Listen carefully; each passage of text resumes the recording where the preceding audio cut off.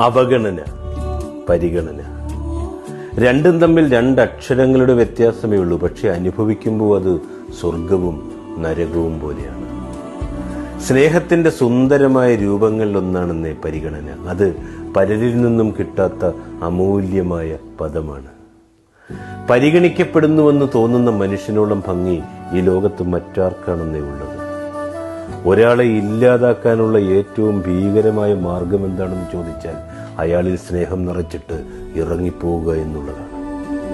പരിഗണിക്കുന്നവരിലേക്ക് നാമൊക്കെ ചുരുങ്ങുക, അവഗണിക്കുന്നവരിൽ നിന്നും നാമൊക്കെ മാറി നിൽക്കുക. ഓരോ അവഗണനയും ഓരോ ഓർമ്മപ്പെടുത്തലുകളാണ്. അവരിൽ നിന്നൊക്കെ നാം പാലിക്കേണ്ടുന്ന ദൂരത്തിന്റെ ഓർമ്മപ്പെടുത്തൽ. എത്ര അവഗണിച്ചാലും അത്രത്തോളം കരുത്താർജിക്കാൻ കഴിയണം.